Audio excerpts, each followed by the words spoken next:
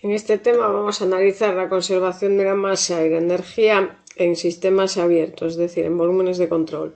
Empezaremos con una introducción, después estudiaremos la conservación de la masa en sistemas abiertos, en volúmenes de control, posteriormente la conservación de la energía y después veremos ejemplos. En el apartado 4 veremos ejemplos de conservación de la masa y energía en estado estacionario. En el apartado 5 veremos ejemplos de conservación de la masa y energía en régimen transitorio. Vamos a empezar recordando lo que es un sistema cerrado y un sistema abierto. Vimos en el tema 1 que en un sistema cerrado la masa es fija y no cruza la frontera. Esto es discutible porque según el libro que consultéis, hay autores que les llaman sistemas cerrados a sistemas en los que no hay transferencia de masa hacia adentro o hacia afuera y tampoco hay transferencia de energía. Para nosotros, en esta asignatura, un sistema cerrado será simplemente un sistema en el que la masa es fija, así que puede intercambiar energía con el exterior. Por el contrario, en un sistema abierto o volumen de control, la masa sí que puede cruzar la frontera, es decir, puede haber entrada de masa hacia el sistema o salida de masa. Os pongo ejemplos típicos que vamos a estudiar en este tema. Vamos a analizar conductos, vamos a analizar sistemas cilindro-pistón en los que va a haber entradas y salidas. Vamos a estudiar máquinas de producción de potencia, vamos a estudiar válvulas, intercambiadores de calor, llenados, vaciados de depósitos, etc. En esta diapositiva vamos a definir el flujo gasto o caudal másico y flujo gasto o caudal volumétrico. La masa de fluido que pasa por una sección transversal por unidad de tiempo es el flujo másico, gasto másico o caudal másico. De forma diferencial se puede escribir como densidad por velocidad por diferencial de área. Cuando digo diferencial de área, es diferencial de área transversal. Si la densidad es constante a lo largo de la sección y la velocidad la expresamos como la velocidad promedio calculada de esta manera, vamos a representar, por ejemplo, un conducto. Imaginaros que yo pues tengo un conducto circular y que tengo, pues, por ejemplo, agua circulando a una determinada velocidad. Esto lo veréis con calma en la asignatura de mecánica de fluidos, pero os voy a adelantar lo que pasa. La velocidad en contacto con la pared es nula y es máxima en el centro de la tubería, es decir, la velocidad del agua en el interior de la tubería hace una cosa así, es decir, es cero en este punto y es máxima en este punto. Nosotros en termodinámica trabajaremos con la velocidad promedio, es decir, por ejemplo, vamos a asumir que la velocidad pues sería esta línea de puntos y esta línea de puntos es la velocidad promedio a lo largo de la tubería obtenida así. Entonces nosotros en termodinámica trabajaremos con esta expresión. Nuestro flujo másico será la densidad por la velocidad promedio por el área. El volumen de fluido que pasa por una sección transversal por unidad de tiempo es el flujo volumétrico, gasto volumétrico o caudal volumétrico. Viene dado por esta expresión integral de velocidad diferencial de área. Si utilizamos la velocidad promedio, vendría dado por velocidad promedio por el área transversal. Es decir, el flujo volumétrico es el flujo másico entre la densidad. Vamos a hacer este ejemplo que es del libro de Introducción a la Termodinámica de José María Saiz Jabal. Nos dicen que tenemos un conducto circular por el cual circula un fluido con esta distribución de velocidad. Es una distribución parabólica. Nos piden determinar el caudal volumétrico y el caudal másico. Podría ser el conducto que representé anteriormente y esta distribución de velocidad es una parábola. Si esta coordenada es el radio, le voy a llamar R. Esta velocidad viene dada por 1 menos R cuadrado partido del radio de la tubería al cuadrado. Entonces, flujo másico M punto es igual a integral de densidad por velocidad de A, es decir, integral entre R y 0 de densidad por la velocidad 1 menos R cuadrado partido de R cuadrado de A. Si el área es pi R cuadrado, diferencial de área es 2 pi R de R.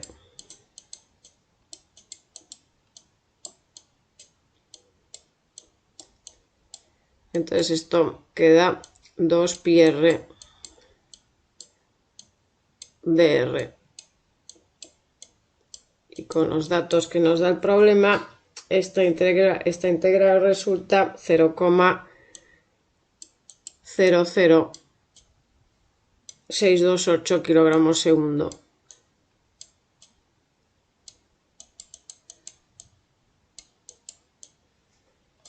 El flujo volumétrico es el flujo másico dividido entre la densidad, es decir, m punto entre la densidad, y resulta 0,00000, la densidad es 1000, 628 metros cúbicos segundo. Vamos a hacerlo de otra forma.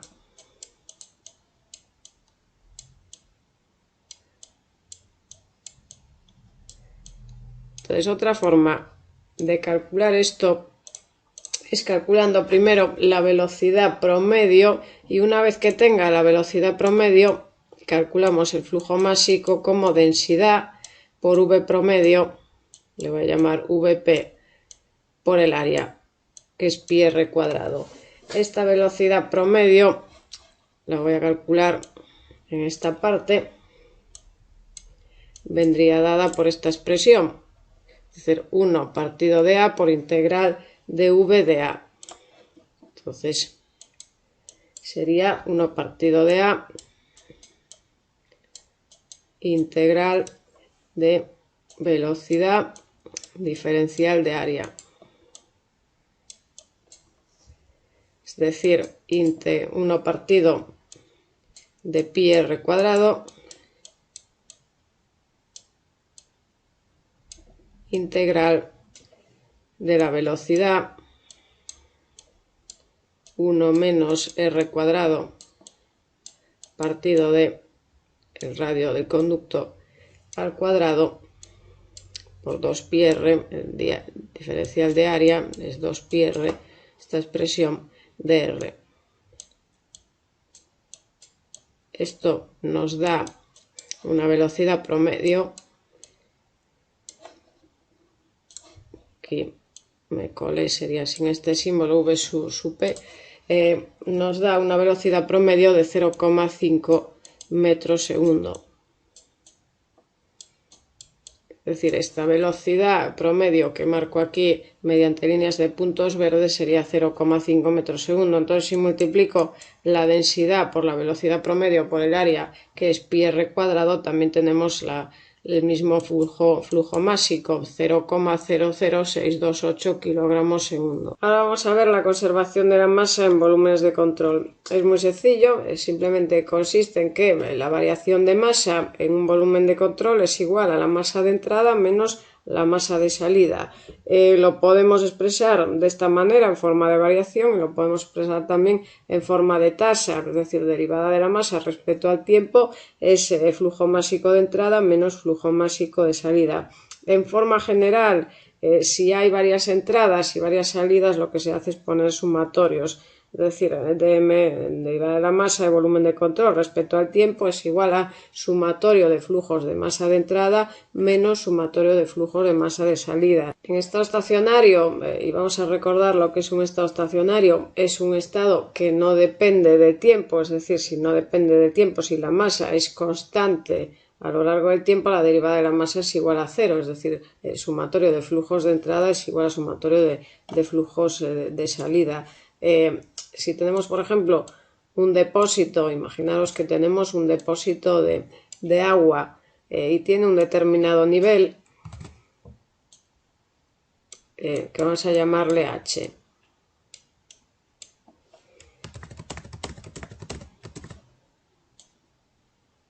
este nivel de agua le vamos a llamar H. Entonces, imaginaros que a este depósito pues entra un flujo de agua, por un lado, de 2 kilogramos segundo,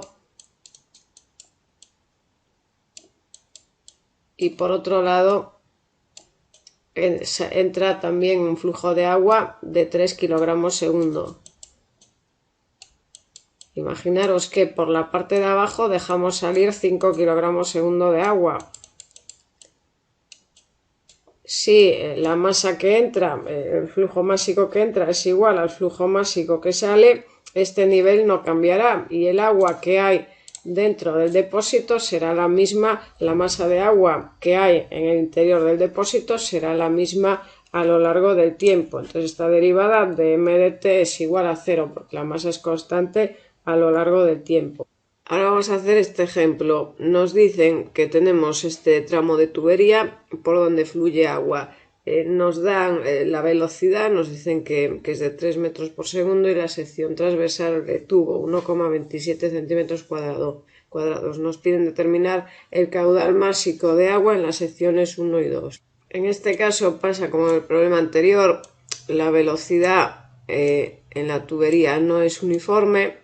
Es decir, haría una cosa así, es 0 en los extremos y máxima en el centro del conducto, lo que pasa que nos están dando la velocidad promedio, es decir, esta velocidad promedio es de 3 metros segundo.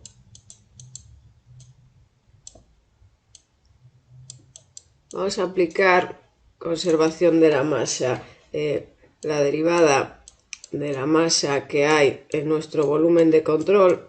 Y nuestro volumen de control lo voy a delimitar en azul. Nuestro volumen de control sería este tramo de tubería.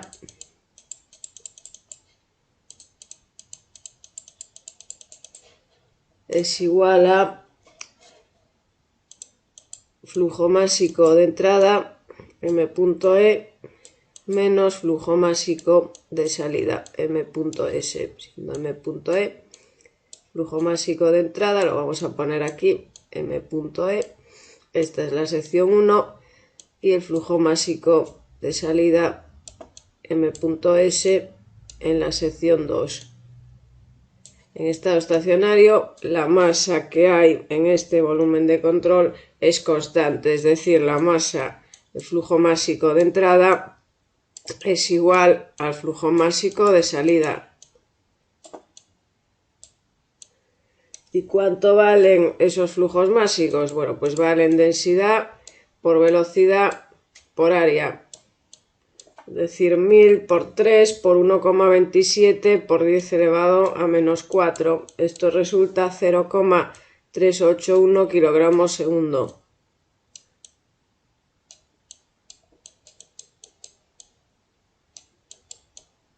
Ahora vamos a hacer este ejemplo. Nos dicen que sigamos con el ejemplo de la diapositiva anterior, sin embargo, ahora el tubo experimenta un calentamiento, de modo que la densidad en la sección 1 es de 1000 kilogramos metro cúbico, pero en la sección 2, debido a este calentamiento, la densidad se reduce a 975 kilogramos metro cúbico.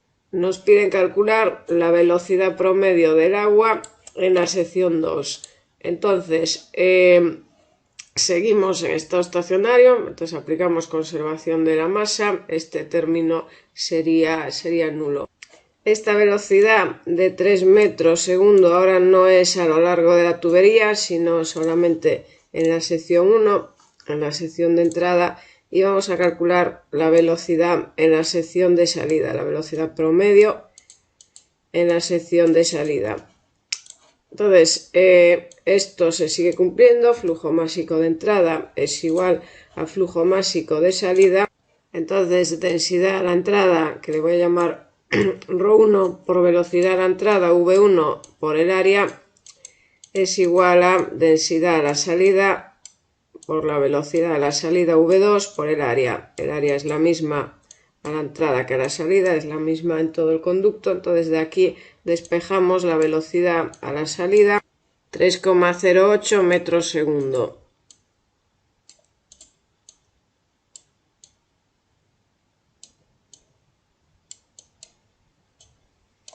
Ahora vamos a ver la conservación de energía en sistemas abiertos, en volúmenes de control. Vamos a recordar primero conservación de energía para sistemas cerrados. La veíamos en forma de variación, entonces decíamos que variación de energía es igual a calor menos trabajo, y la veíamos también en forma de tasa, es decir, de T igual a Q punto menos W punto. Si tenemos un sistema abierto, un volumen de control, tenemos que llevar en consideración las entradas y las salidas, porque si tenemos una entrada de masa, asociada a esa entrada de masa también nos está entrando energía, y si tenemos una salida de masa, una o varias salidas de masa, con esa masa también está saliendo energía del sistema. Entonces, en forma de variación, es variación de energía, le voy a llamar VC en el volumen de control, es igual a calor menos trabajo más energía de entrada menos energía de salida. Vamos a escribir la energía total como la masa por la energía específica, es decir, energía total, masa por energía específica. Entonces nos queda esta expresión. Y vamos a poner, en vez de energía de entrada, sumatorio de masas de entrada por energía de flujo de masa a la entrada menos sumatorio de masas de salida por energía, Fm es flujo de masa de salida.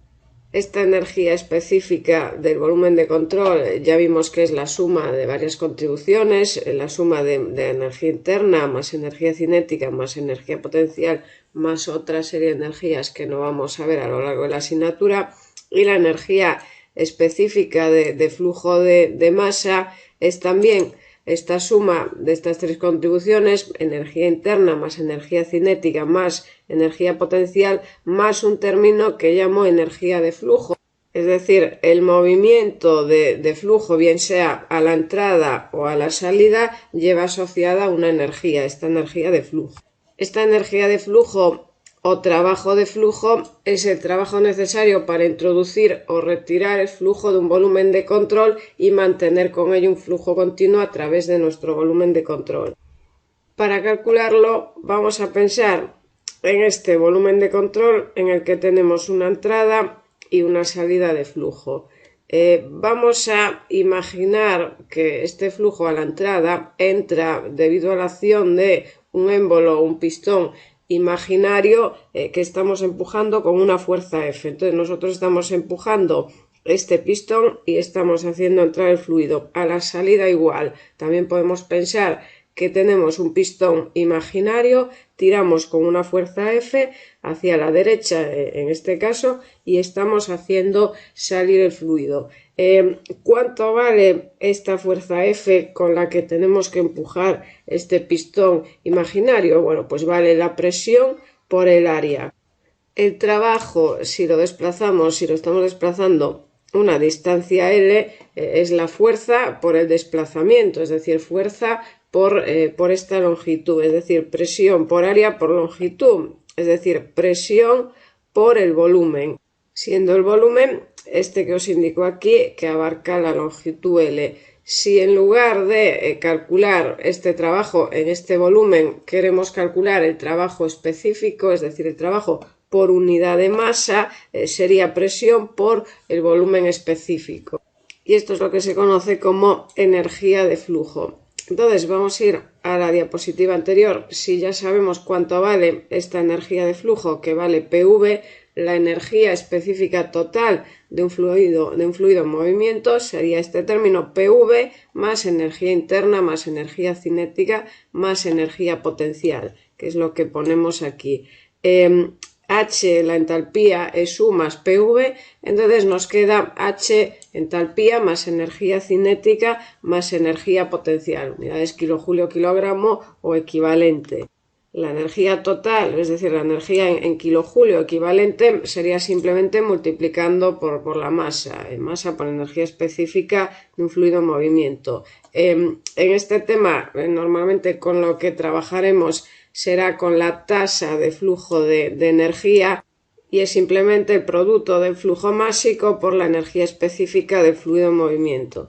Por tanto, sustituyendo en la expresión anterior, en la expresión que vimos aquí, el principio de conservación de energía para un volumen de control, para un sistema abierto, nos queda de esta forma, es decir, la variación de energía en el volumen de control es igual a la energía total que entra, bien sea por calor, por trabajo o por entradas de masa, menos la energía total que sale, bien sea por calor, por trabajo o por salidas de masa. En forma de tasa sería esta expresión, que es la que vamos a utilizar habitualmente a lo largo de la asignatura. Si tenemos estado estacionario, es decir, un estado que no depende del tiempo, la energía total en nuestro volumen de control es constante a lo largo del tiempo, por tanto su derivada es cero, ¿no? Entonces este primer término sería cero.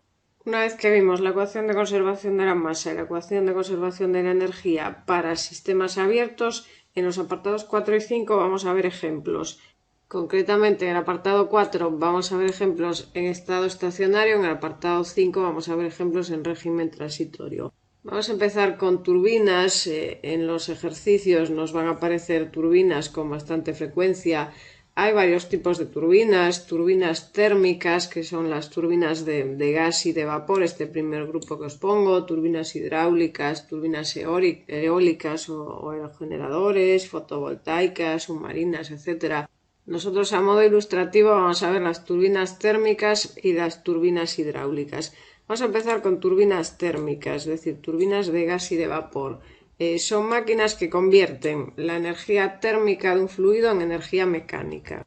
En una turbina de gas el fluido de trabajo es un gas y en una turbina de vapor el fluido de trabajo es agua, es decir, trabajan con vapor de agua. Vamos a ver en este vídeo cómo funciona una turbina de vapor. Esta turbina de vapor tiene una carcasa, veis que el armazón exterior es la carcasa y dentro de la carcasa hay un rotor que puede girar alrededor de su propio eje. El vapor accede por esta parte.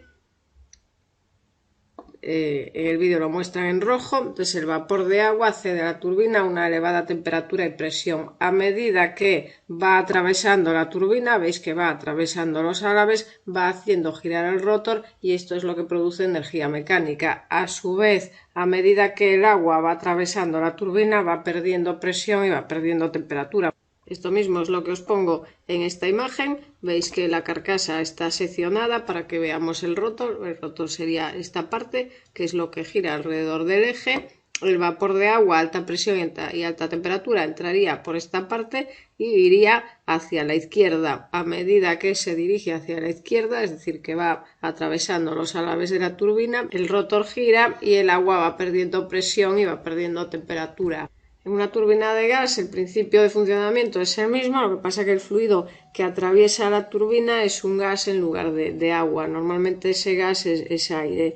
En problemas, cuando trabajemos con turbinas, las vamos a representar de esta manera. Esto representaría la carcasa, esto sería la entrada y esto la salida, es decir, las vamos a representar con una sección que va aumentando a medida que el fluido va atravesando la turbina, indicando esa expansión. En problemas, si nos caen turbinas térmicas, turbinas de gas o turbinas de vapor, a menos que se diga lo contrario en el problema, tener cuidado, a menos que se diga lo contrario o que se den indicios de lo contrario, podemos asumir estas hipótesis. En primer lugar, podemos asumir estado estacionario, es decir, los procesos no van a depender del tiempo. Podemos despreciar pérdidas de calor y podemos despreciar también variaciones de energía cinética y potencial. Ahora vamos a hacer este ejemplo. Nos dicen que tenemos esta turbina, es una turbina de vapor de una potencia de 5 megavatios, nos dan las condiciones de entrada, condiciones de salida y nos piden calcular el flujo másico de agua que fluye por la turbina.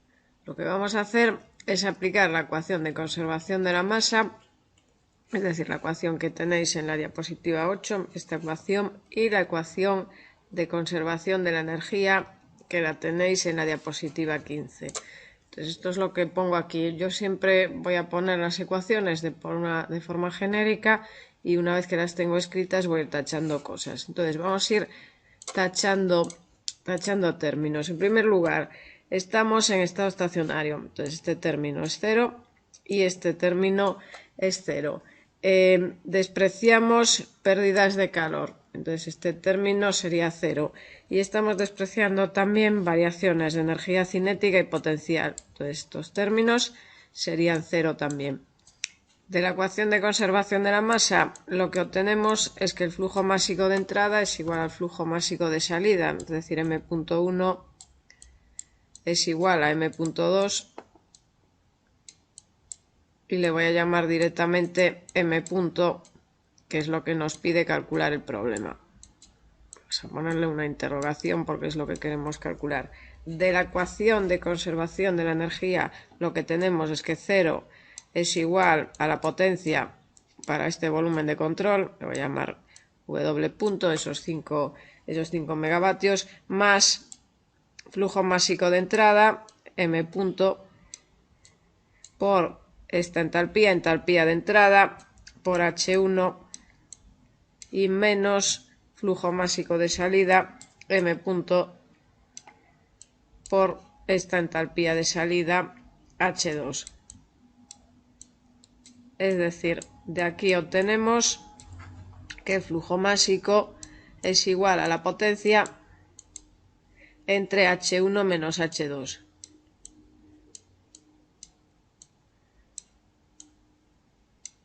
Entonces ahora lo que tenemos que hacer es determinar estas entalpías H1 y H2, entonces tendríamos el problema resuelto.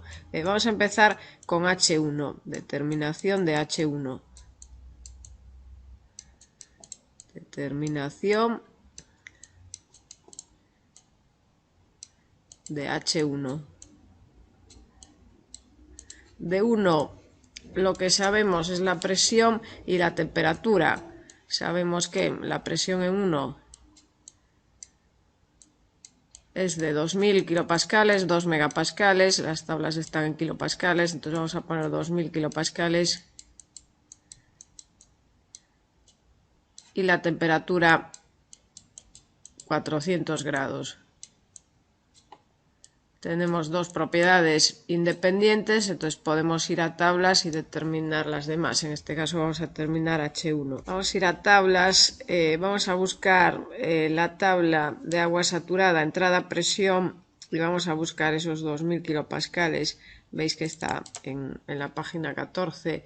Veis que la temperatura de saturación a 2000 kilopascales es de 212,4, lo tenemos aquí. En el punto 1 estamos a 400 grados, entonces estamos en un estado de vapor.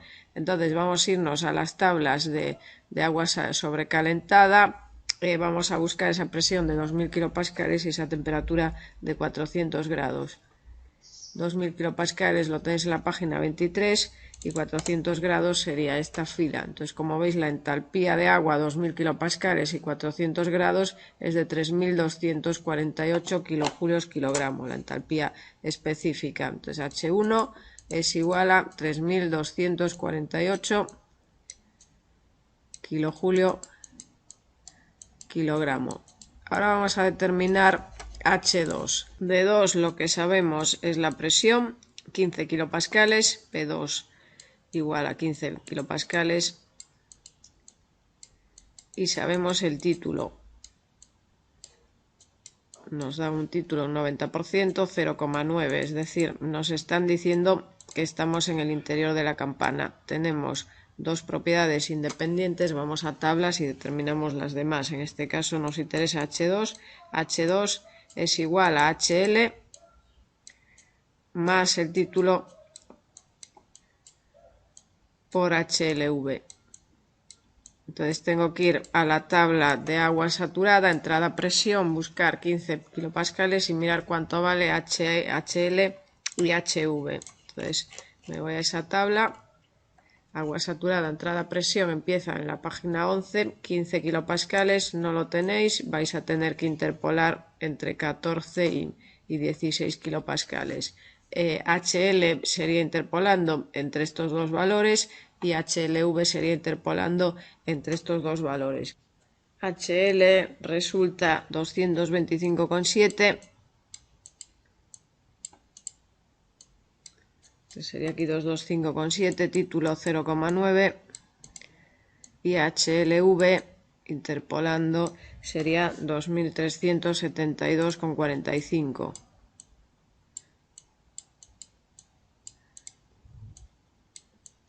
Esto nos da una entalpía H2 de 2360,9 kilojulios kilogramo.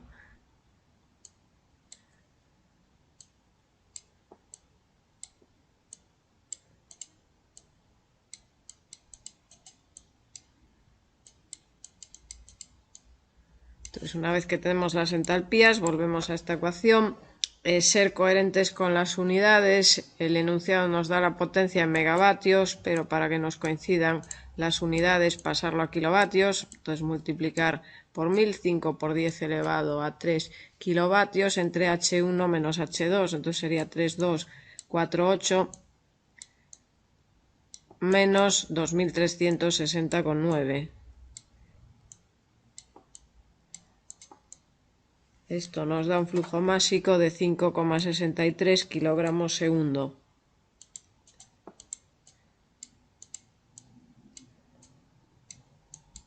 Con ello el problema estaría resuelto. El enunciado no nos pide representar en un diagrama, pero por ejemplo, si lo queréis representar en un diagrama PV, pues sería una cosa así.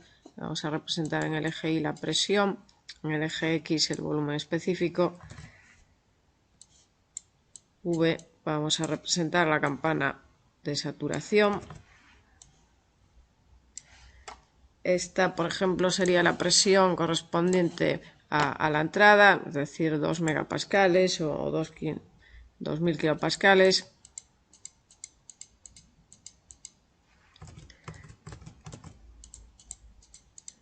Vamos a poner aquí 2000.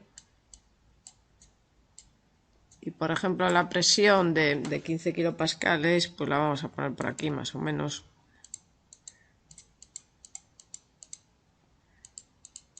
Estos serían 15 kilopascales. Unidades kilopascal. El punto 1 es vapor sobrecalentado a 2000 kilopascales. Entonces, si por ejemplo la isoterma de 400 grados la ponemos pues más o menos por aquí, el punto 1, entonces vamos a ponerlo en rojo, estaría aquí. Bueno, esta es la isoterma correspondiente a 400 grados, vamos a ponerle T igual a 400. Fijaros que esta isoterma la represento por encima de la campana. Vamos a volvernos a tablas. La última fila de la tabla de saturación es el punto crítico. La temperatura crítica del agua es de 373,984, es decir, estamos por encima del punto crítico, por eso la isoterma la represento por encima de ese punto crítico. Y ahora vamos a representar el punto 2, vamos a representar la isoterma correspondiente a 15 kilopascales. Nos vamos a tablas, entrada presión a 15 kilopascales, la temperatura de saturación sería interpolar entre 52,5 y 55,3. Resulta 53,9 grados a 15 kilopascales, ¿no? Entonces vamos a representar esa isoterma, sería más o menos una cosa así, y esta sería la isoterma correspondiente a esa interpolación, a esos 53,9 grados centígrados.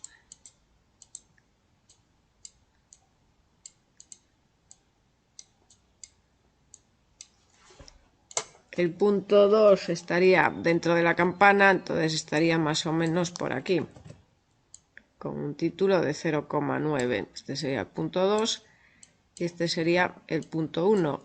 El proceso de 1 a 2 lo voy a marcar con líneas de puntos, pues sería una cosa así. Si no, lo voy a poner así mediante una línea continua. Este sería el proceso de expansión en la turbina. Ahora vamos a ver turbinas hidráulicas. Son máquinas que convierten energía cinética en energía mecánica. Seguimos con turbinas, pero al contrario que una turbina térmica, que lo que hacía era convertir energía térmica en energía mecánica, las turbinas hidráulicas convierten energía cinética, que a su vez esta energía cinética, os pongo aquí una imagen, la energía cinética que tiene el agua a la entrada de la turbina es debida a que antes tenía energía potencial que se convirtió en energía cinética. Entonces, si os caen este tipo de máquinas en un problema, lógicamente no podemos despreciar variaciones de energía cinética y potencial, porque es lo que utilizamos para producir potencia. Lo que sí que podéis asumir, insisto siempre, a menos que se diga lo contrario en el enunciado o que se den indicios de que no pase esto, pues a menos que se den esos indicios, podéis asumir estado estacionario y podéis despreciar transferencias de calor. Ahora vamos a ver compresores en el apartado 3 y en el apartado 4 vamos a ver bombas. Tanto los compresores como las bombas son máquinas que aumentan la presión del fluido con el que están trabajando. Los compresores trabajan con un gas o con un vapor y las bombas, lo veis, lo que comprimen son líquidos. Tanto si nos caen compresores como si nos caen bombas en los problemas, insisto, a menos que se diga lo contrario en los enunciados, podemos asumir estas hipótesis. Podemos asumir estado estacionario, podemos despreciar transferencias de calor, aunque realmente en un proceso de compresión interesa perder calor porque el trabajo de compresión es menor, pero normalmente despreciaremos estas pérdidas de calor y vamos a despreciar también variaciones de energía cinética y potencial. Vamos a hacer este ejemplo. Nos dicen que tenemos refrigerante R134A que entra a un compresor con vapor saturado a 400 kPa y sale a 1200 kPa y 70 grados. Nos dan el flujo másico, nos piden calcular la potencia que necesita este compresor. Vamos a representar esquemáticamente lo que está ocurriendo. Al contrario que lo que hacía con las turbinas, los compresores los voy a representar mediante una sección que va disminuyendo a medida que el fluido avanza por el compresor, representando esta compresión, ¿no? Entonces le voy a llamar a la entrada 1 y a la salida 2. Lo que nos dice el problema es que en 1 tengo vapor saturado, es decir, tenemos título 1 y tenemos una presión P1 de 400 kilopascales. P1 igual a 400 kilopascales. Y en 2 lo que tenemos es una presión P2 de 1200 kilopascales.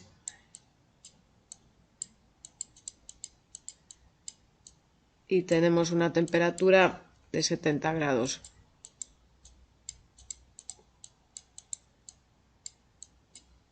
Para resolver el problema vamos a hacer igual que en el ejemplo anterior. Vamos a aplicar la ecuación de conservación de la masa, la diapositiva 8, y vamos a aplicar la ecuación de conservación de la energía, que la tenéis en la diapositiva 15, sería esta ecuación. Lo que hago siempre es escribirlas en forma genérica y una vez las tengo escritas voy a empezar a tachar términos. En estado estacionario estos términos son nulos, estamos despreciando transferencia de calor, entonces este término es nulo, estamos despreciando variaciones de energía cinética y potencial. Entonces estos términos son nulos. De la ecuación de conservación de la energía lo que quitamos es el flujo másico de entrada es igual al flujo másico de salida, es decir, m.1 es igual a m.2. Le vamos a llamar directamente m. Y el problema nos dice que son 1,2 kilogramos segundo. De la ecuación de conservación de energía lo que quitamos es que 0 es igual a la potencia menos la potencia, lo voy a llamar W punto, más flujo másico de entrada, M punto, por entalpía de entrada, este término HE, que es H1, menos flujo másico de salida, M punto, por entalpía de salida, este término HS, entonces ponemos H2. De ahí quitamos la potencia, sería M punto por H1 menos H2. Entonces tenemos que determinar cuánto valen estas entalpías H1 y H2. Vamos a empezar con H1. Determinación, voy a poner det de H1. Del punto 1 lo que conocemos entonces es la presión, P1 400 kilopascales y sabemos que es vapor saturado, X1 igual a 1. Entonces tenemos que ir a tablas de R134A, saturado, entrada a presión, buscar 400 kilopascales y la entalpía que estamos buscando sería la entalpía de vapor saturado, HV. Entonces nos vamos a tablas, vamos a buscar esa tabla, R134A saturado, entrada a presión, empieza en la página 36 y 400 kilopascales está en esta fila. La entalpía que buscamos entonces sería esta, HV 403,7 kilojulios kilogramo. Entonces lo vamos a poner aquí, 403,7.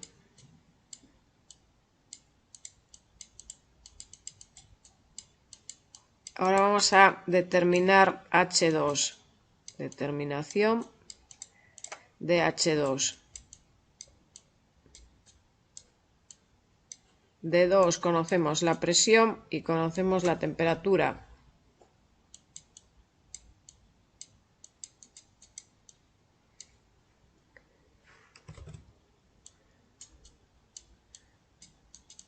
(1200 kilopascales) y temperatura 70 grados.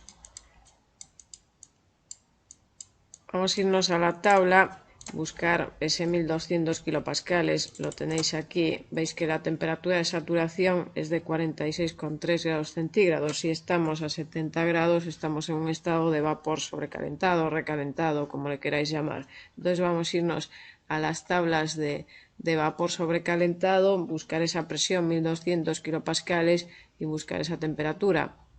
1200 kilopascales están en la página 46 y la temperatura de 70 grados sería la correspondiente a esta fila. Entonces entalpía sería esta, 448,8 kilojulios kilogramo. Entonces H2 448,8.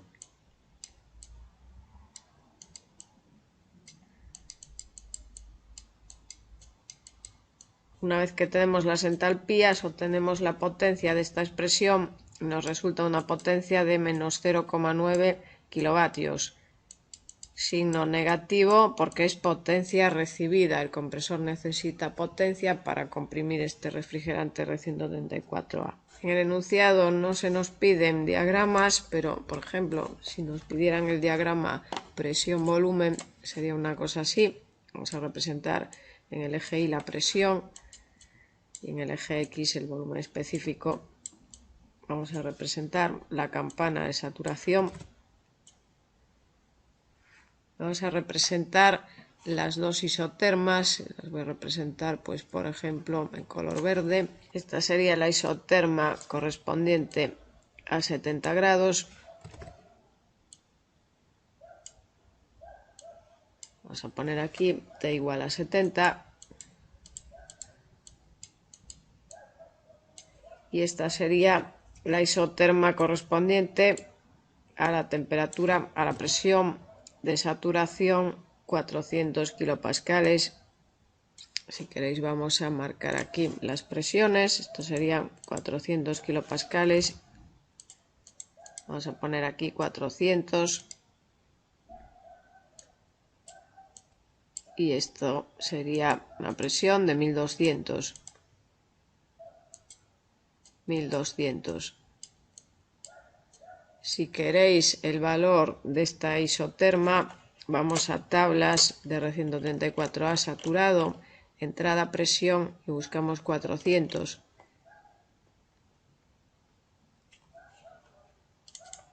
Temperatura, veis que 8,9 grados, entonces esta temperatura, esta isoterma sería la correspondiente a una temperatura de 8,9 grados. El punto 1 es vapor saturado a 400 kilopascales, entonces el punto 1 sería este. El punto 2 sería vapor a 1200 kilopascales, entonces el punto 2, pues por ejemplo, estaría más o menos por aquí. Entonces sería el punto 2 y el proceso de 1 a 2 sería esto. Vamos a representarlo también en un diagrama temperatura-volumen. Lo vamos a representar en el eje Y temperatura, en el eje X el volumen específico. Vamos a poner la campana de saturación. Vamos a poner las isobaras correspondientes a 400 y a 1200 kilopascales, por ejemplo, un color naranja. Esta sería, por ejemplo, la de 1200 kilopascales, P igual a 1200, y esta isobara, la de 400 kilopascales, P igual a 400. Entonces el punto 1 estaría aquí, vapor saturado a 400 kilopascales, y el punto 2, pues por ejemplo, estaría más o menos por aquí. El proceso de compresión sería este proceso. Ahora vamos a ver el caso de válvulas o procesos de estrangulamiento en general. Un estrangulamiento es una restricción al paso del fluido. Entonces el caso más típico es el de una válvula. Os pongo en esta figura una válvula. También puede ser, por ejemplo, un tapón poroso, reducciones en secciones. Por ejemplo, imaginaros que tenemos pues un conducto, de repente ese conducto se estrecha, por ejemplo un tubo capilar de diámetro reducido, simplemente cualquier reducción de diámetro. Estas restricciones lo que provocan es una caída de presión. Y una cosa muy importante que tenéis que tener en cuenta, este es un fallo muy común en los exámenes, solo hay variación de presión a lo largo de una válvula si hay flujo de fluido. Si el flujo de fluido es nulo, la presión es la misma a ambos lados de la válvula. Vamos a volver a este ejemplo que os ponía en el tema 2, en las diapositivas del tema 2. Nosotros teníamos dos depósitos de aire, este a 400 kilopascales y este a 200 kilopascales. En determinado instante abrimos esta válvula. En el momento que fluye aire desde el depósito de la izquierda al depósito de la derecha, tenemos una variación de presión en la válvula. Cuando llegamos al estado de equilibrio, es decir, cuando esta presión, el depósito de la izquierda, es igual a la presión el depósito de la derecha, lógicamente no hay variación de presión en la válvula, no tenemos flujo de aire que va de un lado para otro. Y tener también cuidado con el tipo de válvula. Por ejemplo, si pensamos en esta válvula, en esta parte iría roscado un tramo de tubo, en esta parte iría roscado otro tramo de tubo. Esta válvula, si está totalmente abierta, apenas influye en la presión, es decir, la presión del fluido apenas caería. Veis que no está haciendo un obstáculo. Y si esta válvula está parcialmente abierta, es decir, si giramos la bola y cerramos la válvula, pero no de todo, la caída de presión se notaría más. Si en los problemas nos aparecen válvulas o nos aparecen procesos de estrangulamiento en general, a menos que se diga lo contrario, que se den indicios de lo contrario en el enunciado, podemos asumir las siguientes hipótesis. En primer lugar, estado estacionario. En segundo lugar, podemos despreciar transferencias de calor. En tercer lugar, podemos despreciar el trabajo. No es que lo estemos despreciando, es que realmente en estos procesos no hay trabajo, simplemente un paso de fluido y el trabajo es nulo. Y podemos despreciar variaciones de energía cinética y potencial. Aunque la variación de energía cinética sería discutible. Yo si tengo un conducto, vamos a pensar por ejemplo en un conducto circular y tengo pues en esta sección una determinada velocidad V1 y una determinada presión P1, esta sería la sección 1. Si de repente tengo pues por ejemplo un estrechamiento en este conducto, por conservación de la masa en 2, la velocidad en 2 es mayor que la velocidad en 1 y la presión en 2 es menor que la presión en 1. Es decir, aumenta la energía cinética del fluido porque está aumentando la velocidad a expensas de que disminuye la energía asociada a la presión.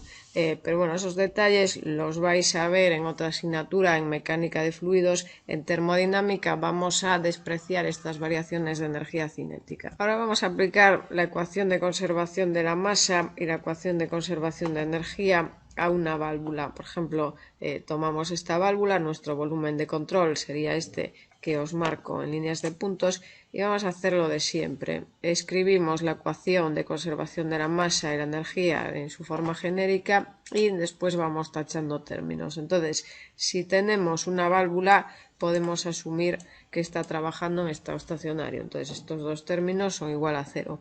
Despreciamos transmisión de calor, transferencia de calor, entonces esto sería igual a 0. Trabajo o potencia no tenemos y despreciamos variaciones de energía cinética y potencial. Entonces estos términos son 0. De la ecuación de conservación de la masa lo que obtenemos es que flujo másico de entrada es igual a flujo másico de salida, es decir, m.1 es igual a m.2 y el flujo másico lo podemos calcular como densidad por velocidad por área. Entonces ρ1 v1 a1 es igual a ρ2 v2 a 2. Densidad en 2, velocidad en 2 por área o sección de 2. De la ecuación de conservación de la energía, que quitamos que 0 es igual al flujo másico de entrada. Bueno, al flujo másico le voy a llamar m punto.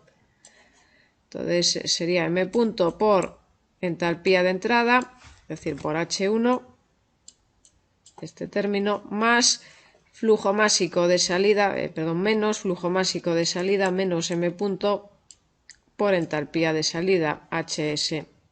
Y la entalpía de salida en este caso es H2. El flujo másico se me simplifica y de aquí quitamos que H1 es igual a H2. Es decir, los procesos de estrangulamiento son isoentálpicos. La entalpía a la entrada es igual a la entalpía a la salida. Si además tenemos un gas ideal con calores específicos constantes, yo en un gas ideal con calores específicos constantes puedo escribir que delta H es Cp delta T. Entonces, en este caso también serían procesos isotérmicos. En fluidos reales, es decir, si en lugar de tener un gas ideal tenemos agua, R134A, amoníaco, lo más común es que al caer la presión también disminuya la temperatura, pero también puede ser que la temperatura aumente. Es lo que os ilustro en estas gráficas de abajo. Os pongo en la izquierda el caso de un gas ideal, entonces veis que las líneas isoentálpicas en un diagrama, por ejemplo, temperatura-presión, son líneas horizontales, y en esta figura os pongo las líneas isoentálpicas, las líneas de entalpía constante en un diagrama temperatura-presión para un gas real o un fluido real, ¿no? Entonces, como veis, pueden ser ascendentes o descendentes. Ahora vamos a hacer este ejemplo. Nos dicen que tenemos refrigerante R134A que está atravesando un orificio o una válvula. Nos dan las condiciones a la entrada de la válvula, nos dicen que es líquido saturado a 30 grados y nos dicen que una vez que atravesó esta válvula o este orificio, la presión se redujo hasta 200 kilopascales. Nos piden determinar el título final del refrigerante, es decir, el título a la salida de la válvula. El procedimiento de solución es el que acabamos de ver, es decir, bueno, esta línea sobra. Aplicamos ecuación de conservación de la masa, ecuación de conservación de energía, tachamos los términos que son nulos y al final nos queda que la entalpía a la entrada es igual a la entalpía a la salida. Vamos a determinar cuánto vale esa entalpía a la entrada. Vamos a poner determinación det de H1.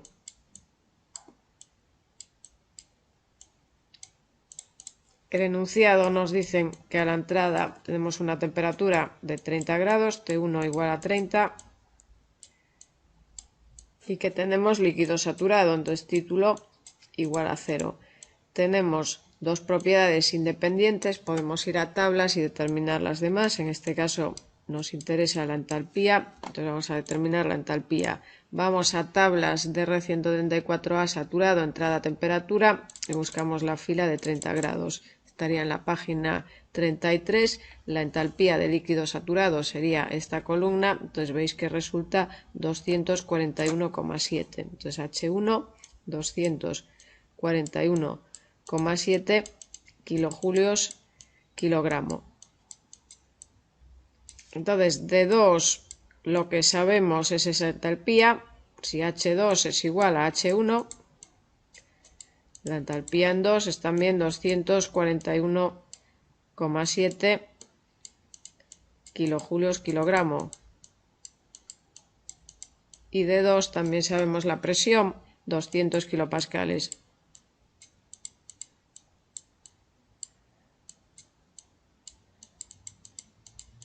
Tenemos también en el estado 2 dos propiedades termodinámicas independientes, entonces estamos en condiciones de determinar el resto. Nos interesa el título en 2. ¿Cómo vamos a determinar el título? Lo voy a poner aquí arriba. Lo vamos a determinar a partir de esta expresión. Nosotros sabemos que la entalpía en 2 es igual a la entalpía correspondiente al líquido saturado más el título X2 por HLV. HLV, es decir, H de vapor saturado menos H de entalpía de líquido saturado. Entonces, tenemos que ir a tablas de R134A saturado, entrada a presión, buscar 200 kilopascales y determinar cuánto vale este parámetro HL y cuánto vale HLV. Entonces, vamos a buscar esa tabla, empieza en la página 36 y 200 kilopascales sería la quinta fila. HL son 186,6 y HLV son 206. Entonces vamos aquí y lo escribimos 241,7 es igual a HL 186,6 más el título que queremos calcular, X2 por HLV 206. De ahí despejáis el título y el título resulta 0,267. El enunciado no nos pide diagramas, pero vamos a representar el proceso en un diagrama PV y en un diagrama TV. Entonces, en un diagrama PV vamos a representar en el eje Y la presión, en el eje X el volumen específico, la campana de saturación. Vamos a representar isotermas, por ejemplo la isoterma correspondiente a 30 grados pues sería más o menos una cosa así. Esta sería la isoterma correspondiente a 30 grados. Y vamos a representar la isoterma correspondiente a una presión de saturación de 200 kilopascales, sería esta isoterma. La temperatura la podemos mirar en la tabla que acabamos de consultar, menos 10,1 grados, lo tenéis aquí. Entonces, esta temperatura sería menos 10,1. Los puntos los voy a marcar en rojo. El punto 1 sería líquido saturado a 30 grados, entonces sería este punto 1. Y el punto 2, pues por ejemplo por aquí. Es decir, estaría dentro de la campana a una presión de 200 kilopascales. El proceso 1,2 sería una cosa así. Y presiones, si las queréis marcar, las voy a poner en azul. Esta presión sería 200 kilopascales. Y la presión en 1 la podemos consultar. Nos vamos a tablas de R134A saturado, entrada a temperatura, buscamos 30 grados. Y miramos cuánto vale la presión de saturación. Lo tenemos aquí, 770,6 kilopascales. Entonces, esta presión sería de 770,6. 770,6. Ahora vamos a representar el proceso en un diagrama TV. Entonces, voy a representar la temperatura en el eje Y y el volumen específico en el eje X. Campana de saturación. Voy a representar las isobaras correspondientes a esas presiones, a 770,6 y a 200 kilopascales, pues por ejemplo una cosa así. Esta podría ser la isobara correspondiente a 770,6. Voy a poner aquí P igual a 770,6. Y voy a poner aquí la isobara correspondiente a 200 kilopascales, pues por ejemplo, más o menos por aquí.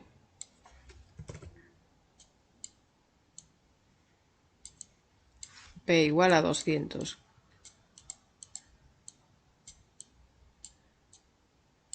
Temperaturas, esta sería 30 grados. 30 y esta temperatura sería menos 10,1.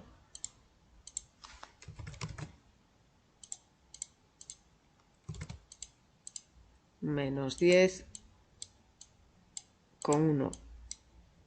En este diagrama el punto 1 estaría aquí y el punto 2, pues por ejemplo por aquí, es decir, dentro de la campana, una presión de 200 kilopascales, más o menos por aquí. Y el proceso de 1 a 2 sería una cosa así. Ahora vamos a ver intercambiadores de calor. El nombre lo dice, son equipos que intercambian calor entre fluidos, es decir, fluidos a una temperatura más elevada van a ceder calor a fluidos, a uno o varios fluidos que se encuentran a una temperatura menor. Hay varios tipos, no es el objetivo entrar en profundidad en estos temas, os lo comento brevemente. Tenemos intercambiadores de calor que se llaman abiertos, de mezcla o de contacto directo, son simplemente recipientes, lo veis aquí, en los cuales entran los fluidos y se mezclan. Imaginaos que, por ejemplo, este es el fluido caliente, este es el fluido frío, entran en este recipiente, se mezclan y la salida sería esta. Por el contrario, intercambiadores cerrados o de superficie, en estos intercambiadores no hay contacto directo entre fluidos. Los más sencillos son los de tubos concéntricos, pueden ser a contracorriente o de flujos paralelos a contracorriente. Veis que la dirección, el sentido del flujo es el mismo para ambos flujos. Entonces uno de los fluidos sería, por ejemplo, este, y el otro de los fluidos circulando externamente sería este, y no hay mezcla directa entre ellos, únicamente transferencia de calor. Flujos paralelos, los sentidos son distintos, lo veis en las flechas. Después tenemos intercambiadores de placas, de flujos cruzados. Bueno, hay varios tipos. Cualquiera que sea el intercambiador de calor, si nos cae en un problema, y lo que os digo siempre, a menos que se diga lo contrario en el enunciado o se den indicios de que no pase esto, podemos asumir estas hipótesis. En primer lugar, estado estacionario. En segundo lugar, transferencia de calor, y muy importante, hacia el exterior del intercambiador de calor despreciable. Es decir, si tenemos, por ejemplo, estos intercambiadores de calor, hay transferencia de calor entre ambos fluidos. Entonces imaginaros que este fluido, por ejemplo, es el caliente y este fluido es el frío. Hay intercambio de calor, tenemos diferentes temperaturas, pero no hay transferencia de calor hacia el exterior. Es decir, este intercambiador de calor lo asumiremos aislado, a menos que en el problema nos digan que no lo podemos asumir aislado. Del mismo modo, si tenemos uno de estos intercambiadores de calor, pues vamos a imaginarnos que en este intercambiador de calor este es el fluido caliente y el otro es el fluido frío. Este es el fluido frío, el que acabo de señalar, y este es el fluido caliente. Hay transferencia de calor del fluido caliente al fluido frío, pero hacia afuera lo podemos considerar adiabático. Es decir, este intercambiador de calor estaría aislado.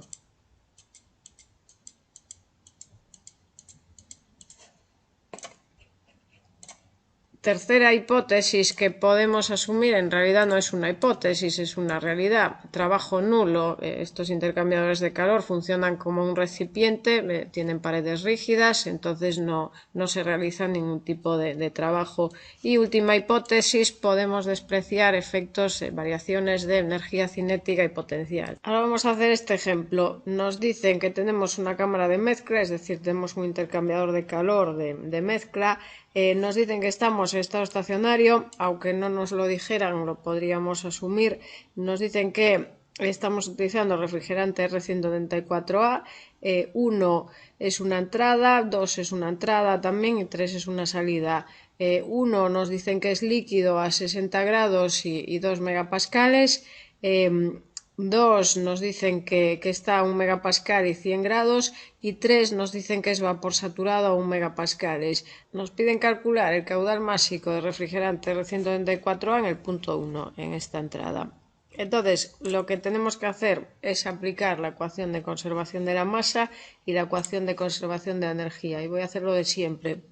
Las escribo de forma genérica y después voy tachando términos. Antes de ir tachando términos, una aclaración. El enunciado nos sugiere tomar este volumen de control, que nos marca mediante un recuadro, es decir, trabajar con el punto 1. Yo si llamo a este punto 1A, vamos a llamar a este punto, lo voy a poner, por ejemplo, en otro color, en rojo. Si llamo a este punto 1A, otra posibilidad sería trabajar con este volumen de control. Y el problema se haría exactamente igual. ¿Por qué? Porque tenemos aquí una válvula. Y una válvula es isoentálpica. Entonces podemos decir que la entalpía de 1 es igual a la entalpía de 1A.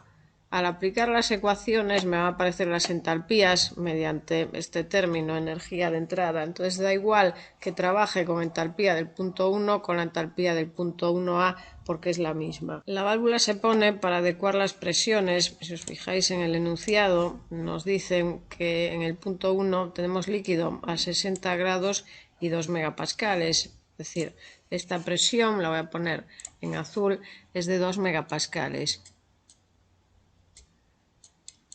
Si por el punto 2 está entrando fluido a 1 megapascal y por el punto 1 está saliendo fluido a 1 megapascal, si por esta entrada nos accede fluido a 2 megapascales, la presión en la cámara de mezcla tendería a aumentar a medida que pasa el tiempo. ¿Qué es lo que está haciendo esta válvula? Bueno, el problema no nos lo dice, pero lo podemos intuir. Esta válvula nos está creando un salto de presión, de modo que la presión en el punto 1A es de 1 megapascal. Entonces, si en 1A entra fluido a 1 megapascal, en 2 entra fluido a 1 megapascal, en la cámara de mezcla la presión es 1 megapascal, por 3 va a salir fluido a 1 megapascal y tenemos estado estacionario. Una vez aclaradas estas peculiaridades del problema, vamos a empezar a trabajar con las ecuaciones. Entonces, estamos en estado estacionario. Por tanto, estos términos se anulan. Despreciamos pérdidas de calor, es decir, vamos a asumir que esta cámara está perfectamente aislada, es decir, que es adiabática.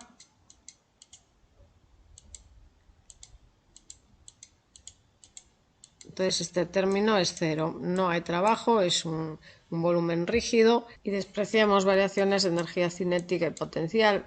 Entonces estos términos también se anulan. Entonces, ¿qué nos queda? Bueno, del balance de masa lo que obtenemos es que los flujos másicos de entrada, la suma de flujos másicos de entrada es igual a la suma de flujos másicos de salida. Flujos másicos de entrada tenemos M1 y M2. Y flujos másicos de salida solamente tenemos M3. Entonces M1 más M2 es igual a M3. M1 es lo que nos piden calcular. M2 es dato, nos dice el problema, el enunciado, que son 2 kilogramos segundo.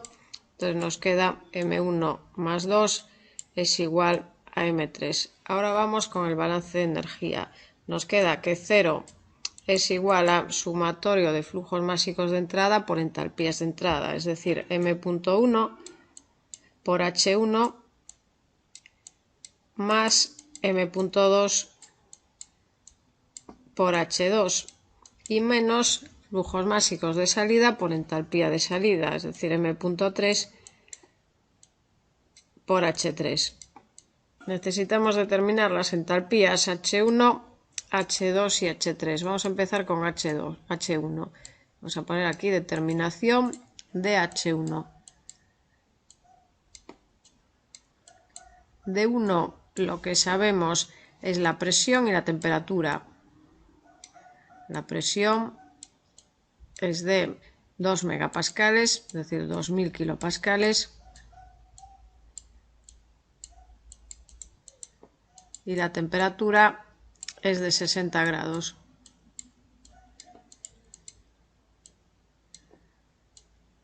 Tenemos dos propiedades independientes, entonces estamos en condiciones de determinar las demás. En este caso nos interesa la entalpía.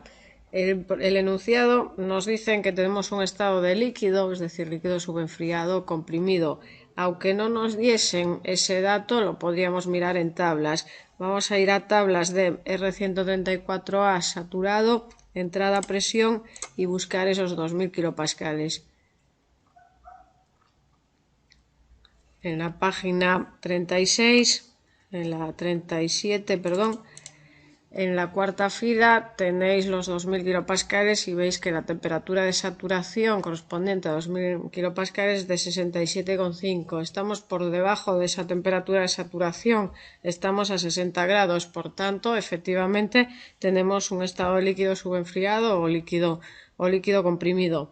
Entonces, si tenemos un estado de líquido subenfriado o líquido comprimido, aproximamos las propiedades al líquido saturado a la temperatura a la que nos encontremos. En este caso, 60 grados. Entonces, la entalpía de 1 es la entalpía del líquido saturado a 60 grados. En este caso, nos olvidamos de la presión para consultar las propiedades. Entonces ahora nos vamos a ir a tablas de R134A saturado, entrada a temperatura y buscar esos 60 grados.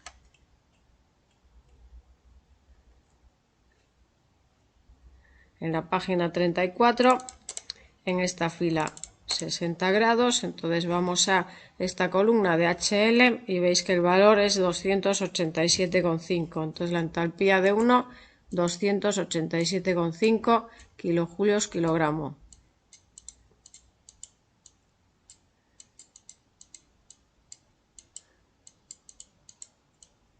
Ahora vamos a determinar la entalpía del punto 2, es decir, determinación de H2.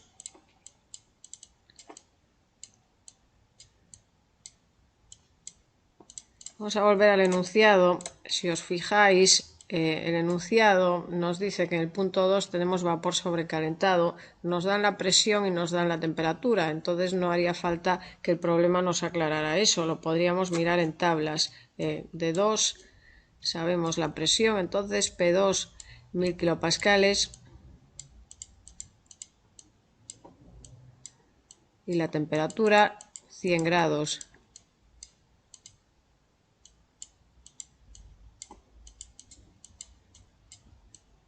Entonces voy a ir a tablas de R134A saturado, entrada a presión, y voy a mirar cuánto vale la temperatura de saturación a 1000 kilopascales. Entonces me voy a la página 36, 1000 kilopascales, temperatura de saturación 39,4. Nos dicen que el punto 2 está a 100 grados centígrados, entonces efectivamente el punto 2 es vapor sobrecalentado. Entonces vamos a irnos a las tablas de vapor, voy a buscar 1000 kilopascales y 100 grados.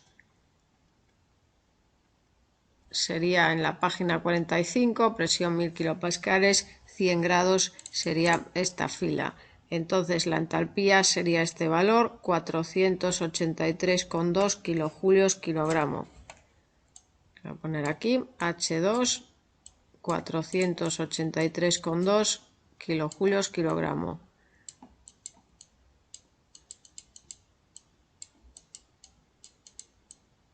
Ahora vamos a determinar la entalpía del punto 3.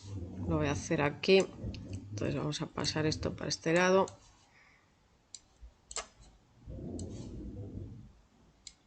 Y voy a borrar esto. Entonces, determinación de H3.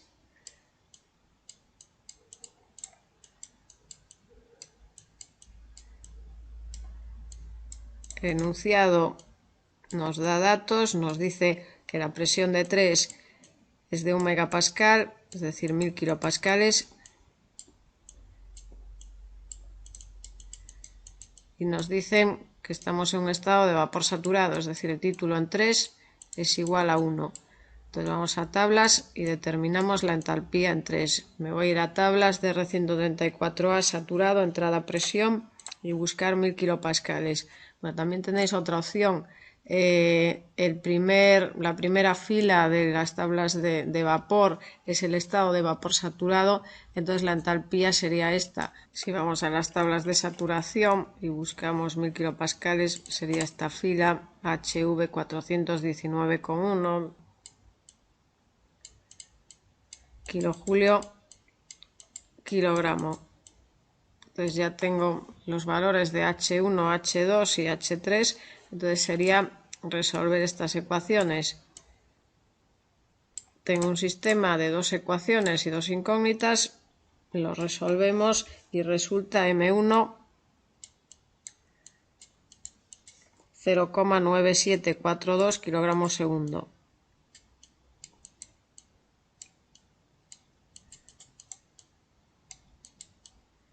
El problema no nos pide representar los puntos en diagramas, pero vamos a representar los puntos en un diagrama PV y en un diagrama TV. Entonces voy a borrar esto y los voy a representar aquí. Vamos a empezar con el diagrama presión-volumen. Entonces voy a representar presión en el eje Y y el volumen específico en el eje X. Voy a representar la campana de saturación y voy a representar, por ejemplo, en color naranja, tres isotermas. La primera de ellas, la de 100 grados.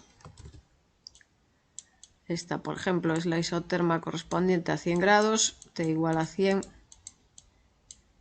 Ahora voy a representar la isoterma correspondiente a 60 grados.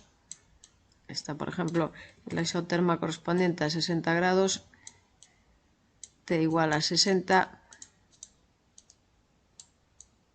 Y ahora voy a representar la isoterma correspondiente a la temperatura de saturación a 1000 kilopascales. Si miráis en las tablas, 39,4 sería este valor. Entonces esta, por ejemplo, sería la isoterma de T igual a 39,4.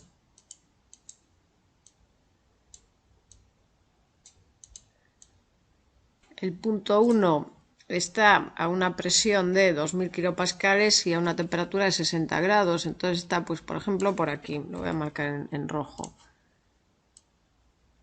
Este sería el punto 1. Entonces la presión en el punto 1, 2000 kilopascales. Vamos a poner aquí 2000. Y la temperatura veis que está en la isoterma correspondiente a 60 grados. El punto 2 está a 100 grados y presión 1000 kilopascales. Entonces el punto 2, pues por ejemplo, lo vamos a marcar por aquí. Es decir, a una temperatura de 100 grados y a una presión de 1000 kilopascales. Entonces voy a trazar una línea horizontal. Esta presión serían 1000 kilopascales. Vamos a poner aquí 1000. Y el punto 3 es vapor saturado a 1000 kilopascales. Entonces el punto 3 estaría aquí. Entonces sería punto 3. Ahora vamos a representar los puntos en un diagrama temperatura-volumen. Voy a poner aquí abajo. Voy a representar en el eje Y la temperatura y en el eje X el volumen específico.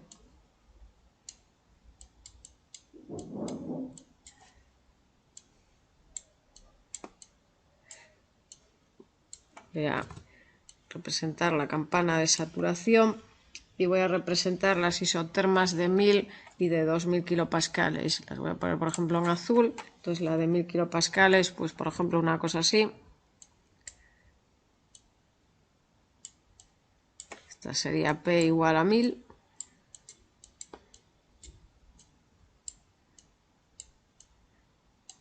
P igual a 2000. Y ahora la de 1000 kilopascales, pues por ejemplo una cosa así.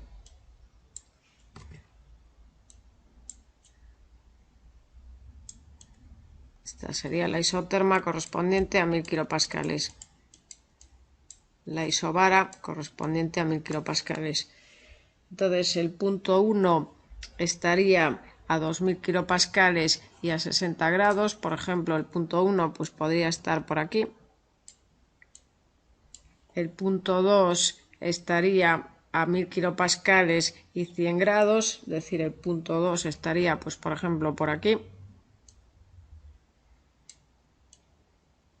Y el punto 3 sería líquido saturado a 1000 kilopascales, entonces el punto 3 estaría por aquí. Vamos a indicar las temperaturas. Esta entonces sería 60 grados. Vamos a poner 60.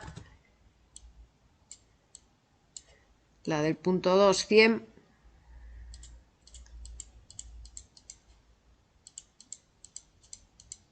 Esta temperatura 100. y la del punto 3, la correspondiente a la presión, temperatura de saturación correspondiente a la presión de 1000 kilopascales, ya lo vimos aquí, 39,4. Esta temperatura, 39,4. Ahora vamos a pasar a la última parte del tema, que trata de ejemplos de conservación de la masa y energía en régimen transitorio. Entonces, lo que vamos a ver aquí son los casos más típicos que nos van a aparecer en problemas, que son los casos de llenados y vaciados de depósitos. Si tenemos un llenado, un vaciado de depósitos, tenemos que hacer lo que hicimos hasta ahora en este tema, aplicar ecuación de conservación de la masa, sería esta, y aplicar ecuación de conservación de la energía. Si no tenemos estado estacionario, es decir, si estamos en un régimen transitorio, en un régimen que depende del tiempo, este término normalmente no será cero, podría serlo, pero normalmente no será cero, y este término, la derivada de la energía respecto al tiempo, también normalmente no será cero, aunque podría serlo según las características del problema. Os pongo esta diapositiva para recordaros que los términos estacionario y uniforme no son lo mismo. Os recuerdo lo que comentábamos en el tema 1. Estacionario significa que no depende del tiempo y uniforme significa que no depende del espacio. Es decir, yo puedo tener esta configuración, es decir, puedo tener este volumen de control, esta temperatura en este punto ser de 300 grados, aquí 250, aquí 225, aquí 200 y aquí 150, y tener esta configuración para cualquier instante de tiempo. En este caso decimos que esto es estacionario, pero lógicamente no es uniforme porque tenemos una temperatura diferente en cada punto del volumen de control. Si por el contrario las condiciones no varían a lo largo del volumen de control, aunque sí que varíen con el tiempo, pero por ejemplo la temperatura, la presión es la misma para todo el volumen de control en cada instante de tiempo, es cuando decimos que tenemos condiciones uniformes. Ahora vamos a hacer este ejemplo. Nos dicen que tenemos este recipiente rígido, aislado, es decir, no hay transferencia de calor hacia o desde el exterior. Nos dicen que inicialmente lo vaciamos, evacuamos mediante una bomba de vacío, de modo que la masa que queda en el recipiente es despreciable. Una vez que tenemos el recipiente vacío, lo conectamos mediante una válvula a una línea de suministro que suministra vapor de agua a 1 megapascal y 300 grados. El agua va entrando en el recipiente hasta alcanzar la presión de la línea de suministro, es decir, 1 megapascal, y nos piden determinar la temperatura final del agua en el recipiente. Antes de empezar con el problema, vamos a aclarar lo que queremos decir con la palabra vacío. Nosotros podemos pensar en esta botella que tiene Coca-Cola y la vaciamos. Una vez que está vacía, no tenemos el vacío absoluto. ¿Qué tenemos aquí? Lo que tenemos es aire a una presión igual a la atmosférica. Es decir, en esta botella de Coca-Cola que está vacía no tenemos una masa cero, tenemos esta masa de aire a presión atmosférica que se podría calcular. Si en lugar de esta configuración tenemos esta configuración, es decir, tenemos un recipiente y le conectamos una bomba de vacío, la bomba de vacío empieza a trabajar hasta que la presión en el recipiente es prácticamente nula. Lógicamente al cero absoluto no vamos a llegar, pero vamos a llegar muy cerca del cero absoluto, y la masa que hay en este recipiente también es prácticamente cero. En este caso no tenemos aire a presión atmosférica, la bomba nos retiró todo lo que hay en el recipiente y lo que tenemos es una masa prácticamente despreciable. Otra aclaración sobre este problema, esta relativa a la presión. Si yo tengo un depósito que está vacío, vamos a representarlo de esta manera, y lo conecto mediante una válvula a una línea de suministro que lleva vapor de agua a 1 megapascal, vamos a poner aquí 1 megapascal y 300 grados. Si dentro del depósito tengo una presión nula, el vapor de agua entrará al depósito y comenzará a aumentar la presión en el depósito, es decir, empezará en 0, 100 kilopascales, 200, 300, etc. ¿Hasta cuánto aumentará la presión en el interior del depósito? Bueno, pues como mucho alcanzará la de la línea de suministro, es decir, como mucho aumentará hasta 1 megapascal. Voy a poner aquí 1 megapascal. Nunca la presión del vapor de agua o del agua dentro del depósito va a ser mayor que la presión de la línea del suministro, porque si no, el agua en lugar de entrar al depósito saldría, y el estado final, en lugar de ser 1 megapascal, pues también podría ser una presión inferior. Yo, por ejemplo, si abro esta válvula y la cierro rápidamente, de manera que aún no le dio tiempo a alcanzar 1 megapascal, pues yo, por ejemplo, puedo abrir y cerrar rápidamente y la presión pues puede ser 0,9 megapascales, 0,8, etcétera. En este caso, vámonos al enunciado, nos dicen que se permite que el vapor fluya al recipiente hasta que la presión alcanza 1 megapascal, es decir, yo abro la válvula, dejo que entre agua y dejo que la presión iguale la de la línea de suministro. Una vez aclarado esto, vamos a pasar a resolver el problema. Entonces, tenemos un estado inicial, voy a llamarle 1, en este estado inicial la masa M1 es nula y tenemos un estado final, voy a llamarle 2, la presión final P2 es 1 megapascal y la temperatura final la queremos calcular. Tener cuidado con una cosa, no me pongáis T2 300 grados,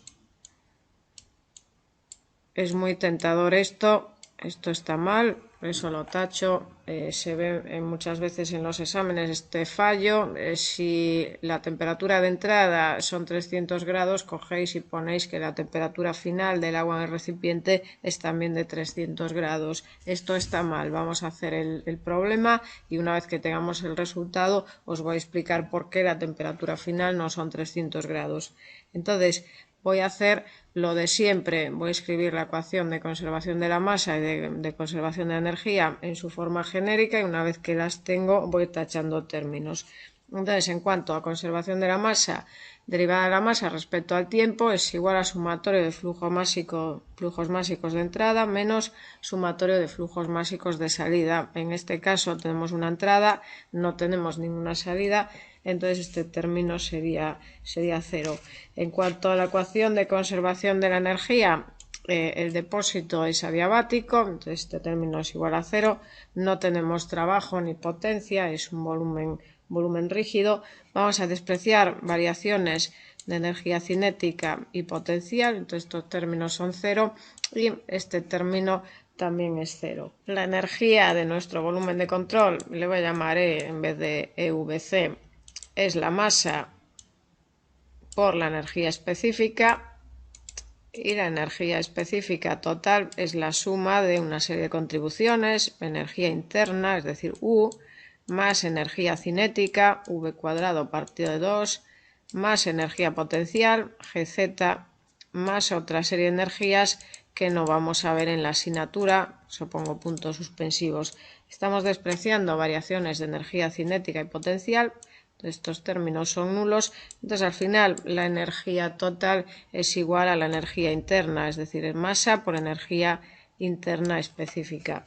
Entonces este término de dt es igual a la derivada respecto a la temperatura de la masa por la energía interna específica, m por u. Esto es igual a sumatorio de flujos másicos de entrada, en realidad solo tenemos una entrada, es decir, yo puedo escribir que dm dt es igual a m.e. Entonces m.e, este término es dm dt,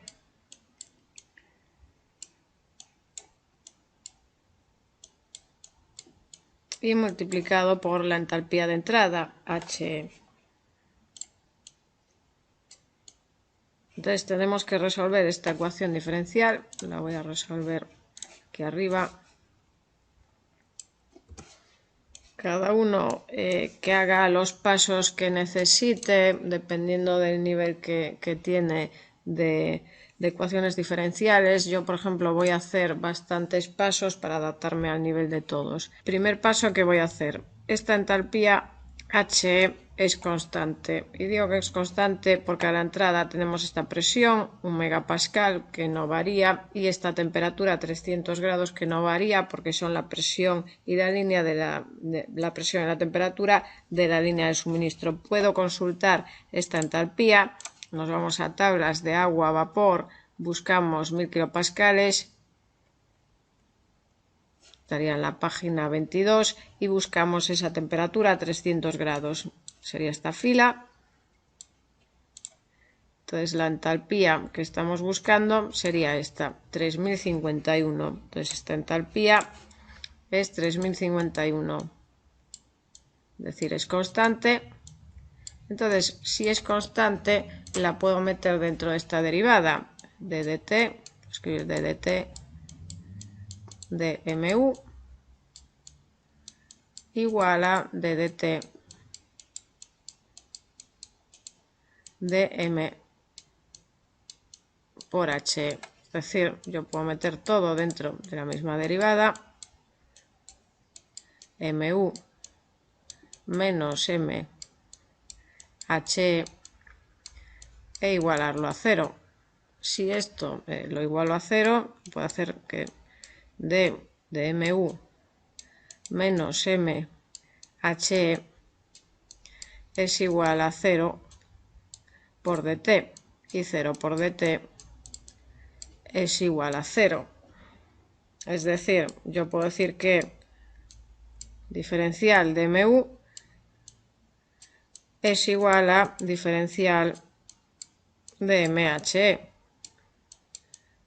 Una vez que llego a esta expresión, puedo tomar integrales a ambos lados de la ecuación y voy a integrar entre los estados 1 y 2. Y voy a sacar, para que me sea más sencillo, bueno, para que lo veáis mejor, teniendo en cuenta que h es constante, ahora lo voy a sacar fuera de la integral. Entonces me queda esta integral es igual a he por la integral de 2 a 1, de 1 a 2 de diferencial de masa.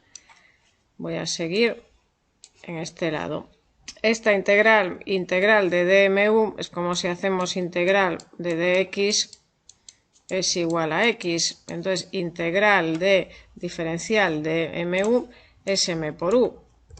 Entonces lo voy a poner m por u evaluada entre los estados 1 y 2. Y el resultado de esta expresión es h por m evaluado entre 1 y 2. Esto es m2 u2 menos m1 u1 y el término de la derecha es h por m2 menos m1. Tener cuidado con una cosa, otro fallo muy común en los exámenes, que lo pone mucha gente, lo voy a marcar en verde. Mucha gente resuelve esta ecuación de esta manera, ponen m2u2 menos m1u1 es igual a m2h2 menos m1h1. Esto, como veis, está mal. Estamos trabajando con HE, con este valor 3051, no con H. Si esto fuera diferencial de M por H, sí que sería M2 por H2 menos M1 por H1, pero es diferencial de M por HE. Entonces es HE por M2 menos M1. Vamos a seguir resolviendo. M1 es 0, es prácticamente despreciable. Entonces nos queda M2 U2 es igual a H por M2. Y aquí se me simplifica M2. Entonces nos queda que U2 es igual a H. Voy a seguir en este lado. Es decir, del estado 2 lo que sabemos es la presión, P2 1000 kilopascales, 1 megapascal, y sabemos la energía interna. La energía interna en 2 es igual a la entalpía de entrada, es decir, 3051 kilojulios kilogramo. Tengo dos propiedades independientes, entonces estoy en condiciones de ir a tablas y determinar el resto. En este caso nos interesa la temperatura en 2. Vamos a ir a tablas de agua saturada, entrada, presión. Vamos a buscar 1000 kilopascales y vamos a ver cuánto vale UL y UV. Entonces nos vamos a tablas, agua saturada, entrada, presión. Vamos a buscar 1000 kilopascales. Sería la última fila de la página 13. Veis que UL resulta 761,7, este valor, y V resulta 2583,3. Entonces vamos a anotar estos valores aquí. Voy a dibujar una línea. Entonces voy a poner aquí UL, V. UL, no me acuerdo cuánto era, 761,7.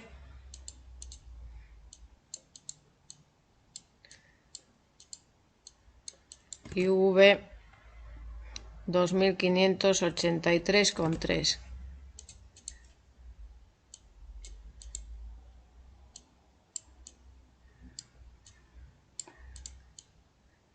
Nosotros tenemos una energía interna específica de 3051, es decir, estamos, pues por ejemplo, por aquí. U2 igual a 3051. Tenemos una energía interna mayor que UV y lógicamente también mayor que UL, es decir, estamos en un estado de vapor sobrecalentado. Entonces vamos a ir a las tablas de agua, vapor sobrecalentado, buscar 1000 kilopascales y buscar esta energía interna de 3051. Entonces tenemos que irnos a la página 22 de las tablas y buscar esa energía interna en esta columna donde vale 3051. Veis que voy a tener que interpolar entre esta fila que tenemos 3024 y esta fila que tenemos 3057 y voy a interpolar entre estas dos temperaturas 440 y 460. Entonces lo voy a hacer aquí, si no lo voy a hacer en este lado. Vamos a hacer como siempre una interpolación lineal. Entonces, por ejemplo, voy a poner en el eje Y energía interna U y en el eje X temperatura T, aunque también lo podéis hacer al revés, podéis poner en el eje X la energía interna, en el eje Y la temperatura. Entonces voy a trazar una recta.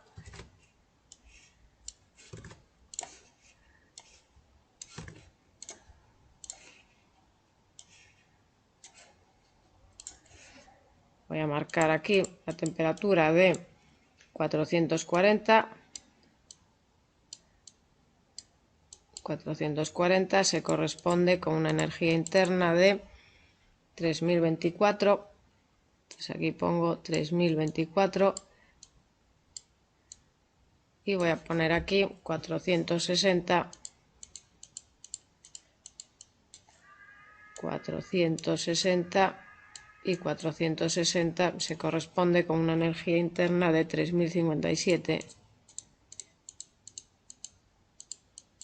Entonces esta energía interna es de 3057. U2 es 3051, más o menos por aquí. 3051.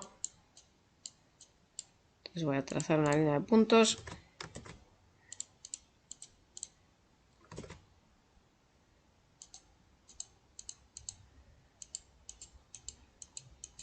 Y esta sería la temperatura que estamos buscando, T2. Entonces sería hacer esta interpolación, hacerla como queráis, pues por ejemplo 3057 menos 3051 partido de 460 menos T2 igual a 3057 menos 3024 partido de 460 menos 440. Esto nos lleva a una temperatura T2 de 456,4. 456,4. grados centígrados. Fijaros que llegamos a un resultado que a priori puede parecer contradictorio, es decir, nosotros tenemos una línea de suministro con vapor de agua a 300 grados y la temperatura final no es de 300 grados, sino de 456,4. Es decir, la temperatura final es mayor que la temperatura de entrada. ¿De dónde salió la energía para aumentar esta temperatura del agua? La respuesta está en la energía de flujo, es decir, el agua que está entrando por el simple hecho de estar circulando, de estar en movimiento, tiene una determinada energía que le llamamos energía de flujo en este tema. En el momento que llega al depósito, el agua deja de fluir, entonces esa energía de flujo se transforma en energía interna y aumenta la temperatura. Ahora vamos a pasar al siguiente ejemplo. Nos piden repetir el problema anterior, es decir, los datos son exactamente iguales que el problema anterior, lo que pasa que en lugar de utilizar agua, estamos utilizando helio, es decir, estamos llenando este depósito que previamente vaciamos mediante una bomba de vacío, lo estamos llenando con helio que viene en una línea de suministro a 1 megapascal y 300 grados. Nos piden también calcular la temperatura al final del proceso. Entonces, el procedimiento sería igual que el anterior. Tenemos que plantear la ecuación de conservación de la masa, ecuación de conservación de la energía, tachar los términos que son nulos y al final llegamos a esta expresión, a que U2 es igual a HE. Es decir, la energía interna final es igual a la entalpía de entrada. Si estamos con helio y el helio nos dice el enunciado que lo podemos considerar como gas ideal de calores específicos constantes, no tenemos que ir a tablas, es decir, podemos escribir U2 como CVT2, siendo esta temperatura la temperatura en Kelvin, y HE lo podemos escribir como CP por TE y TE también en Kelvin. Es decir, la temperatura T2 es igual a CP partido de CV por TE, es decir, 5,19 entre 3,11 por la temperatura TE en grados Kelvin. 300 grados centígrados serían 573 Kelvin. Entonces aquí 573 y la temperatura final resulta 956,2 Kelvin.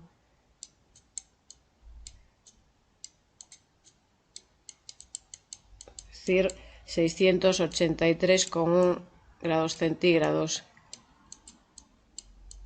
Como veis, al igual que en el ejemplo anterior, la temperatura final también es mayor que la temperatura de la línea de suministro. Ahora vamos a pasar al último ejemplo. Se trata de un vaciado de un depósito en lugar de un llenado. Entonces nos dicen que tenemos este depósito es rígido, es decir, tiene un volumen constante. Está aislado, es decir, no hay transferencia de calor. Nos dicen que inicialmente hay aire a 600 kilopascales y 400 Kelvin. La válvula conectada al tanque nos dicen que está abierta, de modo que este aire lógicamente va a fluir hacia el exterior, ¿no? Y nos dicen esta frase: se deja escapar aire hasta que la presión en el interior se equilibra con la atmosférica, ¿no? Pasa lo que os dije anteriormente. Si tenemos en el interior del recipiente aire que está a 600 kilopascales y la presión atmosférica es de 100, irá saliendo aire hasta que la presión en este recipiente se iguale a la atmosférica. Nunca la presión del aire en el interior del recipiente va a ser inferior de la atmosférica, porque entonces entraría aire en lugar de escapar. Y la presión final del aire podría quedarse mayor que la atmosférica. Si, por ejemplo, tengo este aire a 600 kilopascales, abro la válvula y rápidamente la cierro, pues a lo mejor la presión me quedó en 500 kilopascales, en 400, en 300. Bueno, no es el caso. El caso que nos dice el enunciado es que dejamos escapar el aire hasta que la presión iguala a la atmosférica. Entonces la presión final es de 100 kilopascales. Y una peculiaridad que nos dice este problema. Nos dice: la temperatura del aire durante el proceso se mantiene constante mediante un calentador de resistencia eléctrica colocado en el recipiente. Es decir, a medida que va saliendo aire del recipiente, disminuye la presión y disminuiría también la temperatura. Es decir, la temperatura empieza en 400 Kelvin y tendería a disminuir a medida que disminuye la presión. ¿Qué hacemos? Tenemos una resistencia eléctrica conectada que está aportando un calor, entonces lo que está haciendo es manteniendo esa temperatura constante. No vamos a entrar en detalles, sería una resistencia regulada electrónicamente, y lo que nos hace es mantener estos 400 Kelvin, que vamos a asumir que son uniformes en todo el recipiente y durante todo el proceso. Lo que nos pide el problema es determinar la energía eléctrica suministrada por esta resistencia durante el proceso. Para resolver el problema vamos a representar los estados inicial y final. Entonces, en el estado inicial lo que tenemos es un volumen de 2 metros cúbicos de aire a 600 kilopascales y 400 Kelvin. En el estado final también tenemos aire, el mismo volumen, es un recipiente rígido, V igual a 2, la presión final P2 100 kilopascales y la temperatura final T2 400 Kelvin. Vamos a aplicar ecuación de conservación de la masa y ecuación de conservación de la energía. Entonces voy a hacer lo de siempre. Primero las escribo de forma genérica y una vez que las escribo voy tachando términos, ¿no? Entonces las vamos a poner: ecuación de conservación de la masa y ecuación de conservación de la energía. Vamos a ir tachando los términos que sean nulos. Esto es una entrada, es una salida, no es una entrada. Entonces este término sería nulo. Está aislado, el depósito está aislado, la única interacción de calor es dentro del depósito. Si nuestro volumen de control es este que os marco mediante líneas de puntos, no hay interacción de calor que atraviese esta frontera. Entonces el calor sería cero. El trabajo es el trabajo proporcionado por la resistencia eléctrica. Le voy a llamar, en vez de W, VC, W sub R. Vamos a despreciar variaciones de energía cinética y potencial. Estos términos serían cero y este término M.E también es cero porque tenemos una salida, no tenemos entradas. Energía total, igual que en el ejemplo anterior, es la masa por la energía total específica, y la energía total específica es la suma de varias energías, varias contribuciones: energía interna más cinética más potencial, más otra serie de energías que no vamos a ver en la asignatura. Despreciando variaciones de energía cinética y potencial, al final la energía total es igual a la energía interna, es decir, masa por energía interna específica. Entonces este término d dt es igual a d dt de mu.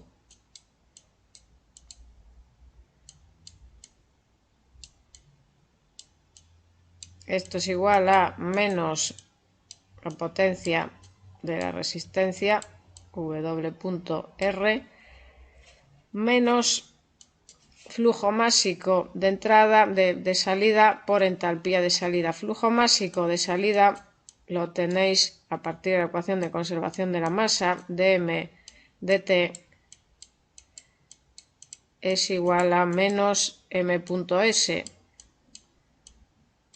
Entonces, menos y menos, al final me queda más. Este es un error muy común en los exámenes, comerse este signo y poner un menos en lugar de más, ¿no? Tenéis un menos aquí y otro menos aquí. Entonces, al final nos queda más. Entonces, es más dm dt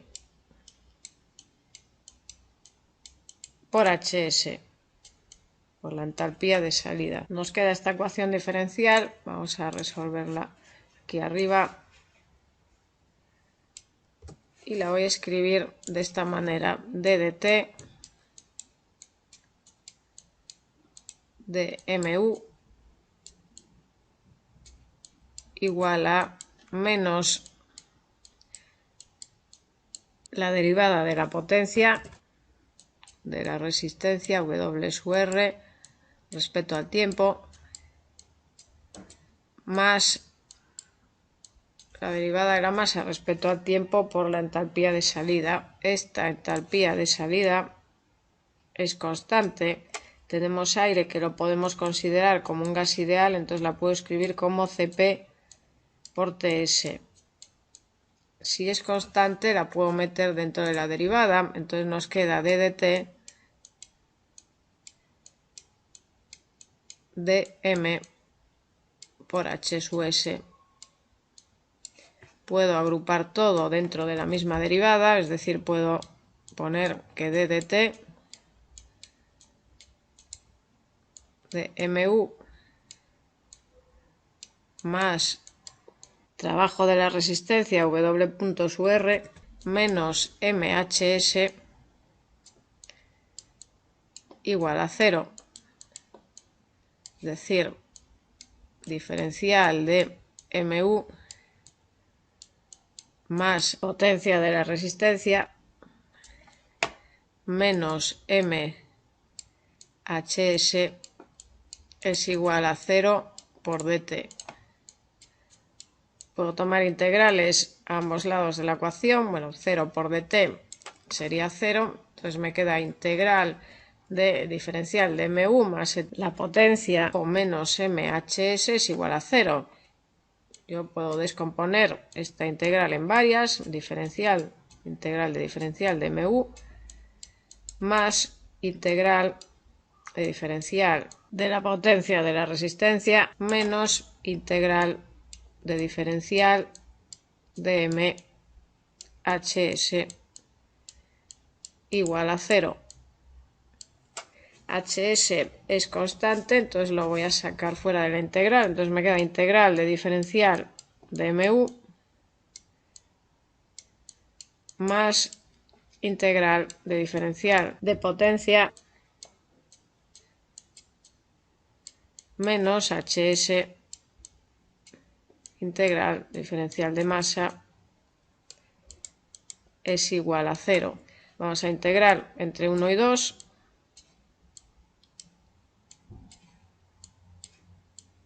Esta integral es mu. Voy a borrar aquí. Mu entre 2 y 1, entre 1 y 2. Mu entre 1 y 2. Esta integral, la integral de la potencia es el trabajo de la resistencia, y esto es entalpía de salida por la masa entre 1 y 2.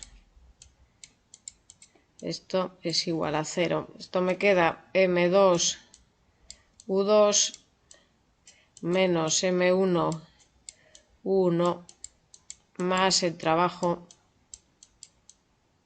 menos entalpía de salida por M2 menos M1 igual a 0. Y aquí os digo lo mismo que os dije en el ejemplo anterior. No me pongáis, en vez de esto, entalpía de salida por M2 menos M1, H2, M2 menos H1, M1. Estamos trabajando con HS, no con H. Entonces esto estaría mal. Necesitamos determinar las masas. Las determinamos a partir de la ecuación de estado. Voy a poner aquí arriba. Para determinar la masa inicial, aplicamos la ecuación de estado al estado inicial, P1V igual a M1 RT1 o RT. De aquí quitamos la masa inicial, 10,45 kilos, y la masa final, aplicando la ecuación de estado en el estado 2, P2V igual a M2RT. Nos tiene que dar lógicamente M2 menor que M1, si no algo estaría mal. En este caso nos da M2 1,742 kilos. Estamos con aire. El aire nos dice el enunciado que lo podemos considerar como gas ideal. Entonces esta energía interna U2 la podemos escribir como CV por T2, en este caso, si la temperatura es la misma, CV por T, U1 igual, CV sería por T1, pero como la temperatura es constante, vamos a poner CV por T, y HS, ya lo comentamos, es CP por T. Siendo T la temperatura, tener cuidado en Kelvin. Entonces, sustituyendo, determináis el trabajo de la resistencia y resulta menos 1000 kilojulios. Da negativo porque es trabajo recibido por el sistema.